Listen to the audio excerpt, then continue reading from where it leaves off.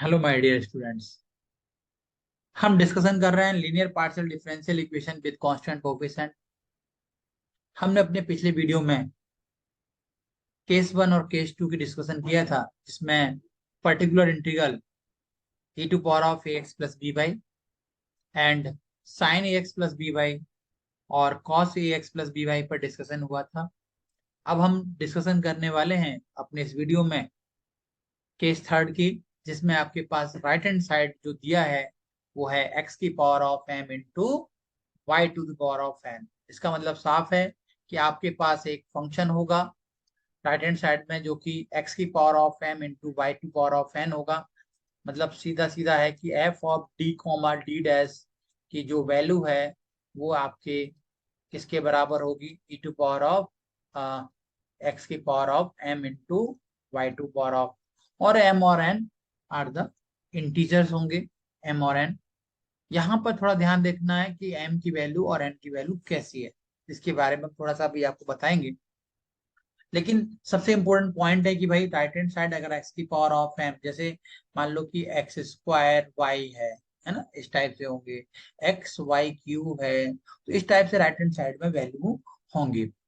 तो सबसे पहले आपको करना है डिनोमीटर जो पार्ट है, डिनोमीटर में जो एफ ऑफ डी है उसको आपको ब्रेक करना है। किस में ब्रेक करना है, वन प्लस या one minus function of D के बराबर होगा, डी डैश ये होगा उसमें। तो ब्रेक डिनोमीटर वाले पार्ट को ध्यान से करना है, बाइनोमियल का यूज करेंगे हम, बाइनोमियल एक्सपेंशन का। ठीक है। तो दो टाइप की प्रॉब्लम्स होंगी। पहले तो जब हम उसको ऊपर ले जाएंगे तो one plus x power of minus one, हो सकता है कि होल स्क्वायर है तो माइनस टू हो जाएगा, हो सकता है कि होल क्यू हो। तो ये डिनोमीटर पे डिपेंड करेगा कि वन प्लस में ब्रेक हो रहा है या वन माइनस में। अगर वन प्लस है तो one plus x power of minus one लिखेंगे, अगर होल स्क्वायर है तो माइनस टू लिखेंगे, अगर नीचे वन माइनस एक्स है तो ऊपर माइनस वन लिखेंगे ऊपर ले जा करके, या वन प्लस एक्स है तो वन प्लस एक्स पावर, उनको ऊपर ले जा करके एक्सपेंशन किया। क्यों करना है, क्योंकि हमें बाइनोमियल का फॉर्मूला याद है, one plus x power of n का हमें फॉर्मूला याद है, n C zero n C one x plus n C two x square plus something. तो ये directly n C zero always one होता है, एन सी वन एन होगा, n x plus n C two n n minus one upon factorial two के बराबर होगा, और N C three आपको पता ही है, n n minus one n minus two upon factorial three के बराबर होगा अपॉन एक्स के प्लस डॉट डॉट एक्स। ठीक है। तो एन की वैल्यू आप चाहे यहाँ टू हो वन हो आप कुछ भी रख सकते हो। तो एन की वैल्यू अगर माइनस वन है तो यहाँ माइनस वन रख दीजिए, अगर एक्स की वैल्यू माइनस एक्स है तो एक्स का माइनस एक्स करके आप आसानी से बाइनोमियल एक्सपेंशन का फॉर्मूला बना सकते हैं। जैसे ये वन प्लस या वन माइनस बन जाए, इसको बाइनोमियल से एक्सपेंड कर दीजिए आप, है ना।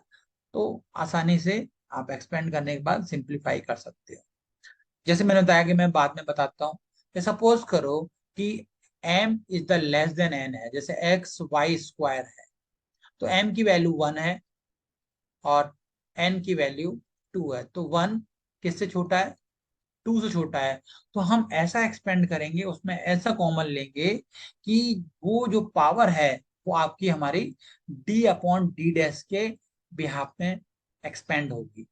अगर सपोज करो एक्स वाई स्क्वायर है तो मतलब one is the greater than x y square है, तो ये दो मिनट इसको अपन करते हैं एक्स स्क्वायर वाई, तो two is the greater than one, तो आपको ये वाला रूल लगेगा। तब आपको पावर में हमें डी डैश अपॉन डी लाना है। तो यहाँ थोड़ी सी चीज है ना, आपको ध्यान रखनी है कि हम कॉमन क्या लें, और हमारा जो एक्सपेंड होगा वो डी डैश अपॉन डी हो रहा है या डी अपॉन डी डैश हो रहा है। तो यहाँ पर बहुत सारे बच्चे ना थोड़ी गलत कर सकते हैं, क्योंकि ये बहुत पीक पॉइंट है कॉमन लेने का। तो हमें ध्यान रखना होगा कि हमें हमारी जो पावर है वो ग्रेटर देन है या लेस देन है। If m is the less then n, then expand 1 plus in power of d upon d dash. If m is the greater than, then expand 1 plus d d dash in power of d dash upon d.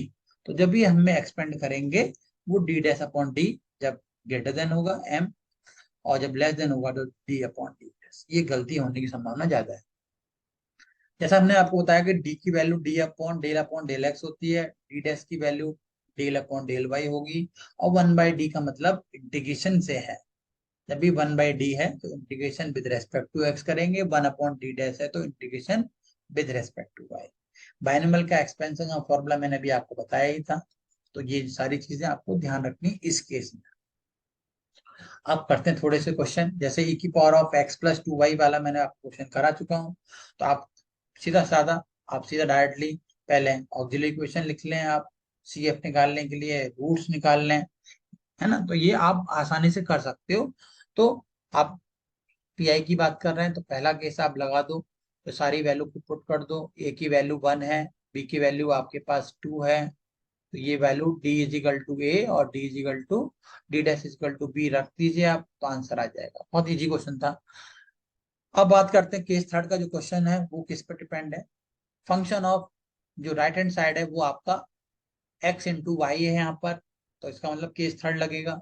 अगर यहाँ पर e की power of ax plus B y का जैसा format बनता तो case one लगता। अगर साइन कॉस होता तो केस टू लगता। तो ये थोड़ा सा ध्यान रखने होंगे आपको, कब कौन सा केस कहाँ लगना है। तो CF तो बहुत ईजी है, आप आराम से कर सकते हो। Left hand side function of D वाले पार्ट को जीरो करना है। ऑक्सिलरी इक्वेशन आपको बनानी है, डी की जगह एम रखना है, डी डैश की जगह 1 रखना है, तो m-1 का होल स्क्वायर हो जाएगा। एम की वैल्यू 1 1 है, तो आपको पता है कि एम की वैल्यू 1 1 है, तो मतलब रिपीटेड है। 5 1 y plus x into 5 2 y plus x आप आसानी से निकाल लेंगे। जो 5 1 5 2 है वो आपके आर्बिट्री फंक्शन है। अब बात इंपॉर्टेंट है कि इसका PI, तो 12xy, तो यहाँ 1 1 है, तो इस क्वेश्चन में आप किसी को भी कॉमन ले सकते हो, आपका आंसर हमेशा बराबर आएगा। किसी बंदे ने अगर डी कॉमन लिया तो उसका आंसर सेम आएगा, और किसी ने अगर डी डैश लिया तो उसका भी सेम आएगा। दोनों वैल्यू बराबर है। अगर यही कोई छोटी बड़ी होती तो हम अपने हिसाब से उसको मैनेज करते। तो 12xy that is D minus upon D minus D dash का होल स्क्वायर, तो 1 माइनस। तो अब इसमें मैंने क्या किया कि मुझे तो 1 बनाना था, तो मैंने डायरेक्टली क्या किया, डी बाहर निकाला, है ना। तो ये डी माइनस मैंने बाहर निकाला, तो ये वैल्यू आपकी डी माइनस, इसको मैं ठीक कर दूं आपको थोड़ा सा। ये डी मैंने बाहर निकाला तो डी स्क्वायर हो जाएगा, डी माइनस डी डैश की पावर ऑफ आपकी यहाँ पर 2 - 2 हो जाएगी, ऊपर ले जा रहा है ना। तो अब जैसे मैंने आपको बताया कि अपने को फॉर्मूला लगाना है बाइनोमियल एक्सपेंशन का, तो 1 + 2d, तो 1 जैसे जो फॉर्मूला था आपका यहाँ पर था 1 - d, तो 1 - d का पावर ऑफ -2 का जो एक्सपेंशन होगा, माइनस है तो ऑल पॉजिटिव होंगे, याद करने की ट्रिक है, माइनस है तो ऑल पॉजिटिव, प्लस है तो अल्टरनेटिव साइन होंगे। तो 1 + 2d + 3d² ऐसे। तो ये हमने वैल्यू यहाँ पर 2d, और d तो आपका पूरा है ये, तो d²। ठीक है, ऐसे करना है आपको। अब एक्स वाई का मल्टीप्लाई आप इधर कर दीजिए, तो एक्स वाई का मल्टीप्लाई करेंगे आप 2 × d डैश अपॉन 2। तो डी डैश का मतलब आपको पता है कि भाई डी डैश का मतलब होता है डेल अपॉन डेल वाई। ठीक है, तो ये वैल्यू हमने यहाँ पुट कर दी। एक्स वाई का differential with respect to y करना है, तो आपको याद होना चाहिए कि भाई जिसके रेस्पेक्ट में कर रहे हैं उसका डिफरेंशियल आपको क्या करेंगे, और जो नहीं है कॉन्स्टेंट ट्रीट होगा। तो 3/d²। तो इजीली एक्स वाई इसका डिफरेंशियल आपका 1 हो जाएगा, मतलब x के बराबर होगा, और इसका डिफरेंशियल दो बार डिफरेंशियल करेंगे 0 के बराबर होगा। तो 12/d² x into Y plus 2 × x²। तो ये x का है भाई, 1/d का मैंने आपको मीनिंग बताया था कि इंटीग्रल करना है विद रेस्पेक्ट टू x। तो 1/d का हो जाएगा इंटीग्रल x का इंटीग्रल x²/2। तो 12 1/d² x Y plus 1/d² x²। तो दो बार डिफरेंशियल एक्स वाई के करेंगे, पहले बार एक बार करेंगे तो इसका इंटीग्रल आ जाएगा x²/2, उसका दोबारा करेंगे तो x³ /2, पहले से था 3 × 2 6। तो सिंपलीफाई आप आसानी से इसको हैंडल कर सकते हैं। तो अब जो फाइनल आंसर होगा आपका वो होगा z = CF + PI। CF पहले से मालूम था, PI हमने रख दिया। कुछ क्वेश्चन ऐसे भी होंगे जो थोड़ा सा आपको घुमाएंगे, साइन कॉस वाले क्वेश्चन है। तो del2z/del x² minus del2z/del x del y। तो इन टर्म्स ऑफ d और d डैश में लिखेंगे आप d² minus dd dash into z। अब ये sign x into cos 2y किसी का फॉर्मूला नहीं है, तो इसमें हमें 1/2 का मल्टीप्लाई करना पड़ेगा, 2y और 2 बार डिवाइड करना पड़ेगा, तो फॉर्मूला बनाना पड़ेगा, है ना। तो ध्यान रखना है आपको, जिसके फॉर्मूले नहीं है उनके हमें बनाने पड़ेंगे। तो इसको हमें मल्टीप्लाई करेंगे बाद में जब पीआई निकालेंगे, पहले हम सीएफ की बात करते हैं। तो सीएफ आपका कितना हो जाएगा, जो डी वाला पार्ट है उसको जीरो करना होता है, D square minus D D dash. तो डी की जगह एम रख दीजिए, डी डैश की जगह वन रख दीजिए। तो डी की जगह एम रखने पर और डी डैश की जगह वन रखने पर आपको इक्वेशन बन जाएगी m square minus m is equal to zero. M common ले लेना आप, तो आपकी जो वैल्यू हो जाएगी एम जीरो कॉमा वन। तो दोनों ही रूट डिफरेंट है, तो पहला केस लगा करके आप उसको आंसर ले आना। नेक्स्ट हम बात करते हैं पीआई की। तो sine x into cos two by, जैसे अभी बताया मैंने, टू का मल्टीप्लाई टू का डिवाइडेड। तो ये सारे क्वेश्चन मैंने इसलिए कर दिए हैं कि ताकि आपके बहुत सारे क्वेश्चन ना एंड मोमेंट में क्लियर हो जाए जल्दी से जल्दी, है ना। तो टू का मल्टीप्लाई टू का डिवाइड, तो आपकी जो वैल्यू हो जाएगी, आपके पास फॉर्मूला बन जाएगा two sine A cos B वाला, two sine A into cos B वाला फॉर्मूला बन जाएगा। फॉर्मूला होता है आपका साइन ए प्लस बी और plus sine A minus B. तो हमने यहाँ पर ये वैल्यू रख दी, तो sine x plus two by और sine x minus two by. अब ये आपका फॉर्मूला केस टू वाला हो गया, साइन कॉस वाला फॉर्मूला। तो आप कर दो आराम से, क्या उसमें आपको पता है। अब इसको अलग अलग करना पड़ेगा, sine x plus two by, इसको ये अपॉन दिस। तो यहाँ पर एक काम कर सकते हैं, वन बाई टू, तो यहाँ पर अपॉन में आप इसको लिख दो ये, ठीक है ये। हाँ, डी टू बाहर मैंने कर दिया, D square minus D D dash, clear ऐसे। अब इंडिविजुअल कर दो, sine x plus two y upon something, sine x minus two y upon something. तो हमने दोनों को अलग अलग कर दिया। तो एक साथ करना हो एक साथ कर सकते हो, P I one P I two के बराबर कर सकते हो। तो यहाँ पर देखो, डी स्क्वायर की वैल्यू यहाँ पर एक ही, इस क्वेश्चन में आपके पास एक ही वैल्यू वन है और बी की वैल्यू टू है। ये इस वाले में पीआई में ए की वैल्यू वन है और बी की वैल्यू आपकी माइनस टू है। तो आपको पता है D square equal to minus a square होता है। तो यहाँ पर डी स्क्वायर की जगह माइनस ए स्क्वायर मतलब minus one, D D dash रखना है तो माइनस टू, ए बी के बराबर होता है। यहाँ पर डी स्क्वायर जगह minus one, but D D dash की जगह टू हो जाएगा, क्यों, D D dash is equal to minus a b होता है। तो ये माइनस ए की वैल्यू वन और इसकी वैल्यू माइनस टू, तो मतलब टू के बराबर हो जाएगी। तो ये वैल्यू यहाँ पुट कर दो, तो जीरो नहीं हुआ है, मतलब अच्छी बात है, मेहनत कम हो गई, तो ये आपका पीआई के बराबर आंसर आ जाएगा। ठीक है, अगली बात, अगला तो सॉल्यूशन आपको पता है कि z is equal to C a plus P I के बराबर होगा, तो z is equal to this plus this. एक क्वेश्चन और लिया है मैंने, अब वहां पर मैंने आपकी वैल्यू जो थी बराबर थी वन वन, यहाँ पर आपकी value m greater than n के बराबर, क्योंकि to is the greater then n, to is the greater than one के बराबर होता है। तो पीआई निकालने का सबसे अच्छा तरीका, अब इसमें आपको ध्यान रखना होगा कि आपको कॉमन किस बिहाफ में लेना है। तो मैंने अभी आपको थोड़ी देर पहले बताया कि भाई जब भी m ग्रेटर देन n हो, तो आपको ध्यान रखना है क्या, कि जो पावर होगी वो d डैश अपॉन d के बराबर होगी, मतलब उसके एक्सपेंशन में वो मूव अप करेगी। तो ये थोड़ा ध्यान रखना कि भाई कब, अगर वन लेस देन टू होता, वन ये तो जैसे एक्स वाई स्क्वायर मैंने आपको एग्जांपल बताया था, तो one is the less than two, तो डी अपॉन डी डैश के बिहाफ में वो पूरा चलेगा। तो यहाँ पर two is the greater than one, तो उसके हिसाब से आपको डी डैश अपॉन डी वाला आपको एक्सपेंशन में दिखाई देंगे। तो सी एफ मुझे निकालने की जरूरत नहीं है, आप खुद ही इतने अच्छे लोग हो कि आप खुद निकाल लोगे। तो आप सॉल्व कर दो, डी की जगह एम रख दीजिए और डी डैश की जगह आपके पास वैल्यू वन के बराबर पुट कर दो, तो ये डी स्क्वायर डी डैश।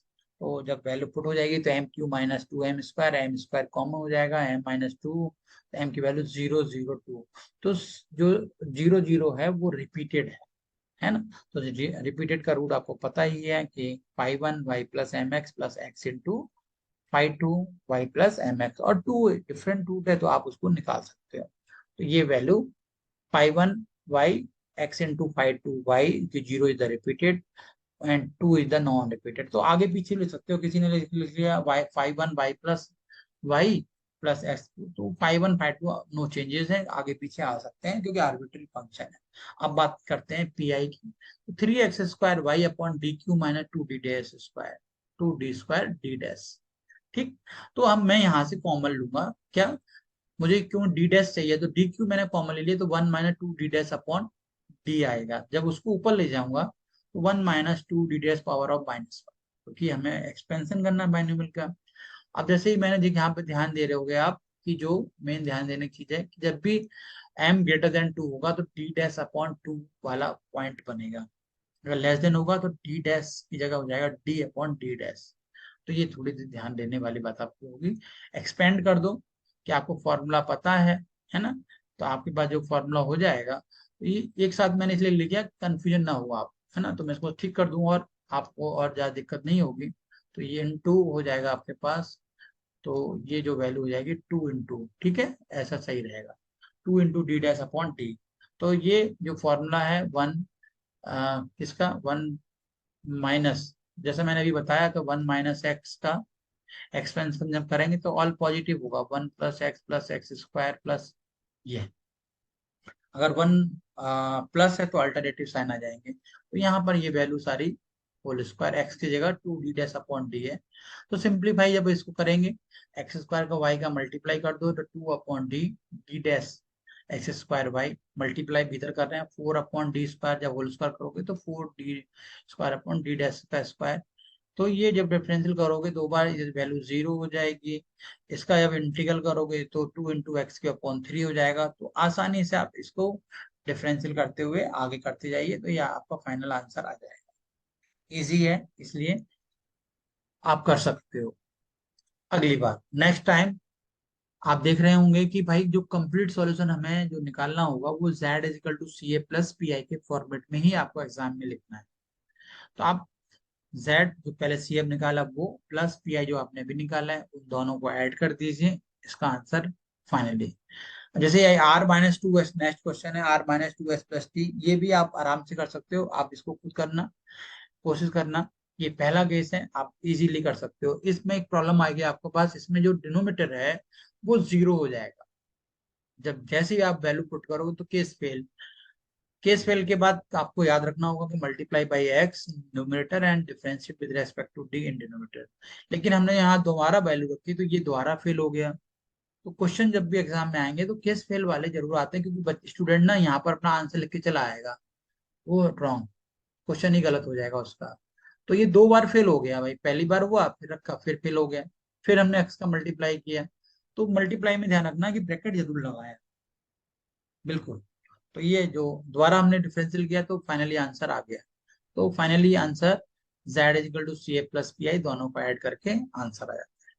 जब भी केस फेल वाले क्वेश्चन में जानबूझ के वाला क्वेश्चन आपका जिक्र किया, क्योंकि ये क्वेश्चन बहुत इंपॉर्टेंट है और दो बार फेल हो जाता है। तो जितनी बार फेल होगा उतनी बार एक्स का मल्टीप्लाई करेंगे और डिफरेंशिएट करेंगे with respect to D in denominator में।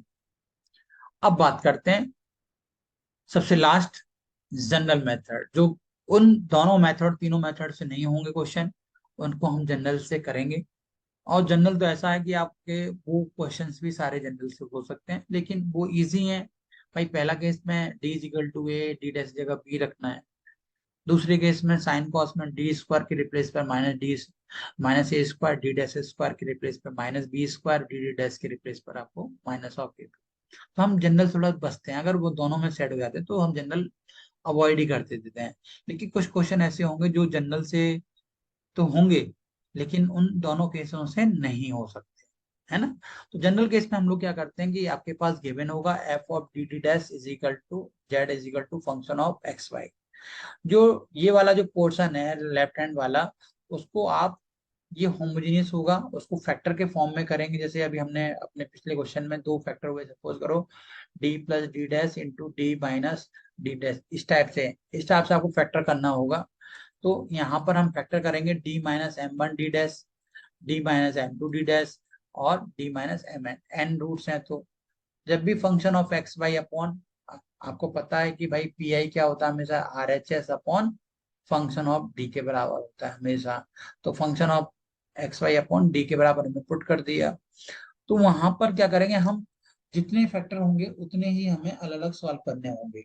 जैसे हमने एन टाइम्स है फैक्टर, तो हमने एक को सॉल्व करेंगे पहले फर्स्ट, चाहे आप किसी को भी ले सकते हो, लेकिन हमने स्टार्टिंग की ऑर्डर के हिसाब से फर्स्ट को लिया d-m1d। तो इसका फॉर्मूला है function of x comma y के रिप्लेस पे आपको पुट करना है a-m1x। अगर हमने सेकंड लेते तो a-m2x लिखते, थर्ड लेते तो a-m3। ये बहुत लोगों को कम समझ में आता है, इसलिए आराम समझ लो इसको। तो a minus m one x y के रिप्लेस पे पूरा पूरा आपका जो क्वेश्चन है वो एक्स में कन्वर्ट हो जाएगा और आप उसको इंटीग्रल करके रिप्लेस आपको फिर दोबारा जो कांस्टेंट है उसको आप रिप्लेस कर देना। ये सबसे important question. R plus s minus 60 is equal to pi cos x. ये एग्जाम के बिहाफ से बहुत इंपॉर्टेंट क्वेश्चन है। द गिवन, पहले हम सीएफ की बात करेंगे, बहुत easy. The given equation can be written as, जैसे आपको पता है कि पी की वैल्यू मैंने आपको बताया था del z upon del x, q मैंने आपको बताया था del z over of del y, और आर बताया था del two z over of del x square, and p q r s बताया था आपको मैंने del two z over of del x del y, और टी की जो वैल्यू बताई थी मैंने आपको del two z over of del t square. तो इस हिसाब से ये जो सिंप्लीफाई होकर के T square plus D T dash minus six D dash square आया। जब हम इसको सिंप्लीफाई करेंगे, है ना, तो ये जब जाकर रिड्यूस हो गया आएगा। फॉर सी एफ के लिए जो डी वाला पोर्शन है इसको जीरो करना है। ऑक्सिलरी इक्वेशन आपको पता है कि डी की जगह एम रख करके और डैश की जगह वन रख के मिलता है। तो m square plus m minus six is equal to zero. Factor आपको बहुत आसानी से हो जाएंगे क्योंकि क्वाड्रेटिक है। आपके पास जो रूट्स निकल के आए 2, -3 होंगे। सी एफ आपके पास बहुत आसानी से निकल आएगा कि दोनों रूट डिफरेंट है। 5(1)y+2x plus 5(2)y-3x। अब बात करते हैं cos x y cos x की। तो y cos x का जब हम इंटीग्रल करेंगे तो पीआई करेंगे, पर्टिकुलर इंटीग्रल, तो मैं आपको करके बता देता हूँ ताकि आप, क्योंकि बहुत इंपॉर्टेंट क्वेश्चन है इसलिए आपको कराना जरूरी है।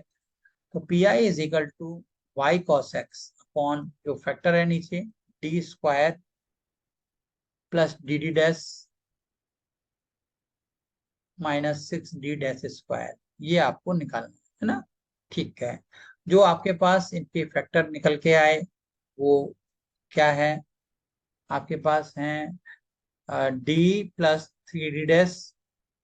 तो जो फैक्टर निकल गया है D plus three D dash, और दूसरा जो फैक्टर आया डी माइनस m-2 है ना, तो m की जगह मैंने d रख दिया, m-d-2d डैश। दो फैक्टर निकल के आए। इनमें से किसी को भी आप पहले सॉल्व कर सकते हो। जैसे मान लो मैंने इसको पहले सॉल्व किया तो इसको रहने दिया d plus three D dash. तो मैंने पहले जिसको सॉल्व करना चाहते हो दोनों का आंसर सेम ही आएगा। तो d-2d डैश मैंने सॉल्व किया। तो जो फॉर्मूला है आपका d plus three D dash integral y cos x। तो आपको ध्यान रखना है यहाँ पर y के जो रिप्लेस पर a माइनस एम एक्स रखना है। तो m की वैल्यू ये 2 है, 2 वाला हमने लिया है, ठीक है। तो हमने y की जगह रख दिया a-2x। m की वैल्यू here m is equal to 2। जब ये ले लेते, मान लो पहला फैक्टर यहाँ लेते तो m की वैल्यू -6 लिखते, है ना। रूट तो वही आएंगे जो पहले आए थे 2 और -3, तो m की वैल्यू 2 है यहाँ पर। तो ये वाला फैक्टर चूज किया हमने। तो y की जगह हमें क्या रखना है a-2x इंटू कॉस एक्स और इंटू डी एक्स, बस ये है मेथड। समझ आया कि नहीं, ये पूरा मेथड है। इसको अब इसको आपको इंटीग्रल करना है। तो इंटीग्रल कैसे करेंगे, इसको तो बाहर रहने दें। चेन रूल का यूज किया है मैंने भाई, चेन रूल सबसे आसान होता है। आप चाहो तो u इंटू बी वाला भी कर सकते हो। तो चेन रूल कैसे करते हैं, first function as well as a-2x into second का इंटीग्रल, कॉस का इंटीग्रल कितना होगा साइन एक्स होगा।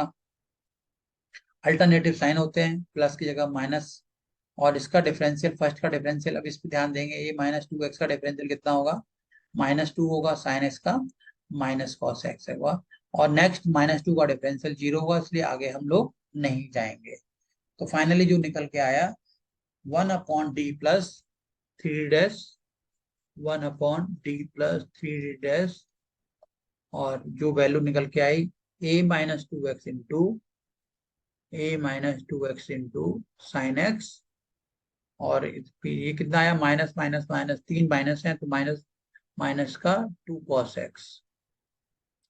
अब ये जैसे आपको पता था कि y की वैल्यू a-2x है, तो इसको दोबारा रिप्लेस कर देंगे 1/d plus three D dash, ये बन जाएगा आपका y sine x -2 cos x, ठीक है। तो अब फिर अगेन इसको लेना है, तो इंटीग्रल y की जगह आपको क्या रखना है, y इज इक्वल टू कुछ और नया कांस्टेंट ले लो, b माइनस एम एक्स ले लो। तो b माइनस एम की वैल्यू कितनी होगी, -3। तो b प्लस थ्री एक्स रखना है आपको y के रिप्लेस पर।